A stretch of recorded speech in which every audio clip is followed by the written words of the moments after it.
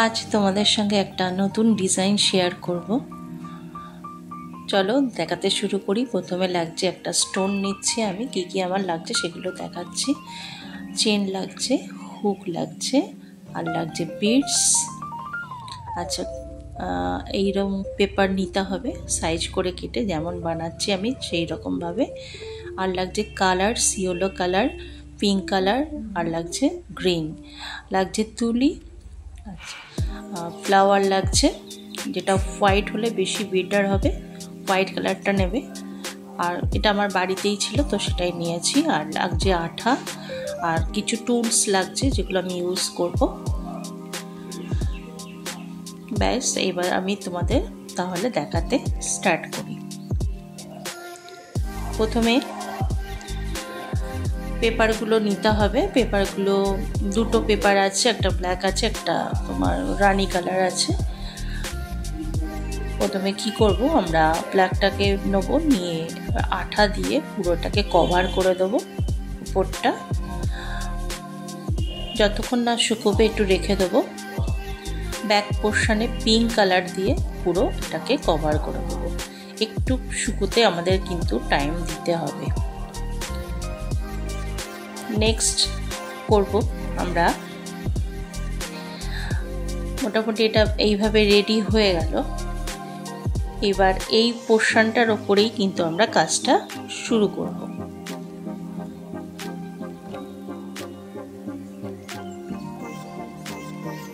ফ্লাওয়ারগুলো কিভাবে করব সেটাই দেখাচ্ছি। একটা ফ্লাওয়ার নিয়ে তোমাদের আগে দেখিয়ে দিই। প্রথমে যে ভিতরের যে অংশটা আছে সেটাকে বের করে দেবো, দিয়ে যে হুকটা আমি দেখালাম সেই হুকটা দিয়ে মুখটার কাছে দিয়ে এটাকে পুরো একটা আঠা দিয়ে কিন্তু সেট করে দেবো। দিয়ে মুড়ে মুড়ে এইরকমভাবে গোল করে পুরো জিনিসটাকে একটা শেপে আনবো। তারপরে আস্তে আস্তে কিন্তু কালার করতে থাকবো। শেপটা কিন্তু ঠিক এই রকম হবে। একদম সব ফ্লাওয়ারটাই যে পারফেক্ট হতে হবে এরকম কোনো কথা নয়, তবে পাপড়িগুলো একটু খোলা থাকলে ভালো হয়, যাতে কালার দিলে সেটা ভালোভাবে বোঝা যায়। মোটামুটি এটা আমি রেডি করলাম। আর সব সময় আটার মুখটা আমাদের কিন্তু বন্ধ করা ভীষণ প্রয়োজন, কারণ আটাটা শুকিয়ে যায় তাড়াতাড়ি। তো সেই জন্যই আমি তাড়াতাড়ি বন্ধ করে দিলাম। যদিও একটু অসুবিধা হয় করতে করতে, কিন্তু এটা আমাদের করতে হবে। আচ্ছা, জিনিসটা ঠিক এই রকম কিন্তু দাঁড়াবে। আচ্ছা, এবার কিন্তু আমি কালার করতে থাকবো আস্তে আস্তে। পুরো জিনিসটাকে একটা শেপে নিয়ে আসছি, দেখতেই পাচ্ছ পুরো শেপে নিয়ে আসছি। মোটামুটি এইরকম হয়ে গেলে কিন্তু আমরা কালার করব। তো চলো এবার কালার করতে থাকি।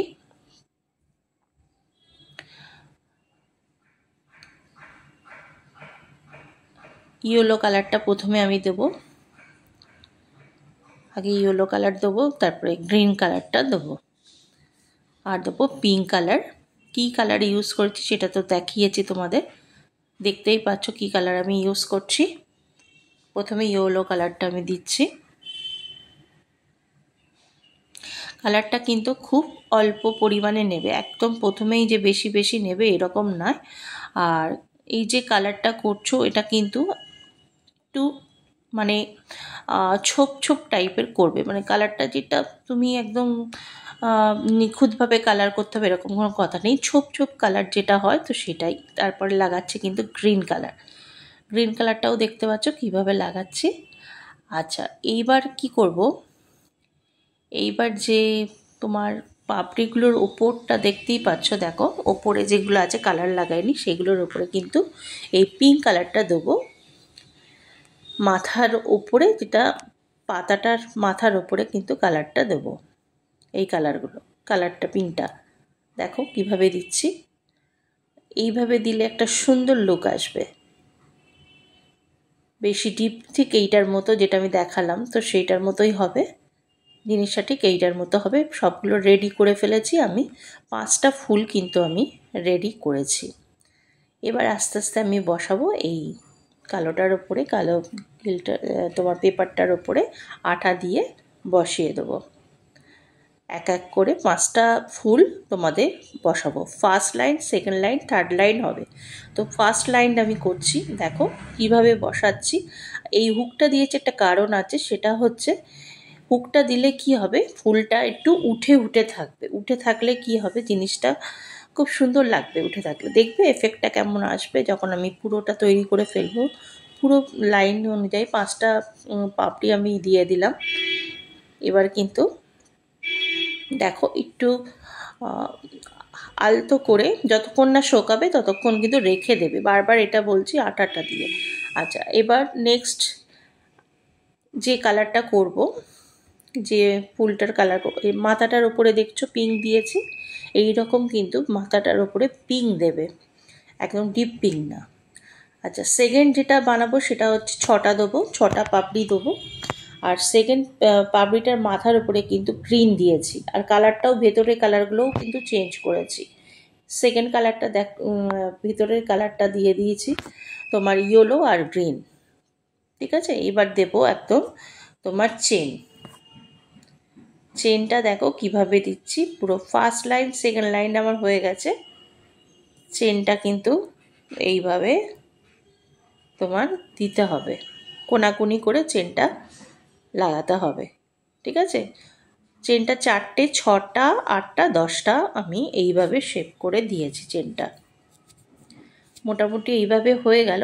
এবার স্টোনটা আমি লাগাবো, তার জন্য বিটসটা নিয়ে যে দেখতেই পাচ্ছ, আর নিয়ে যে চেন। প্রথমে কি করব, আমি প্রথমে হুকটা নিয়ে কিন্তু বিটসটার ওপরে প্রথমে হুকটা নিয়ে কিন্তু বিটসটার ওপরে লাগিয়ে দেবো। দেখো এই হুকটা নিয়েছি, এই ভেতরটায় আগে চেনটা আমি লাগাচ্ছি আঠা দিয়ে, কিন্তু ভিতরে চেনের একটা রিংটা ঢুকিয়ে দিলাম, দিয়ে আঠা দিয়ে চেপে দেবো। সবসময় বলবো আঠাটা কিন্তু না শুকানো পর্যন্ত তোমরা কিন্তু ওটা ইউজ করবে না, একটু শুকাতে টাইম দেবে। এই হুকটা দেখো বসিয়ে দিলাম হুকটা।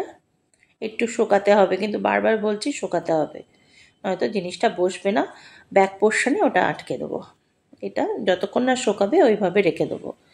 আচ্ছা, আমার হয়ে গেল, আমার দুলটা মোটামুটি দেখো রেডি হয়ে গেল। থ্যাংক ইউ সবাই।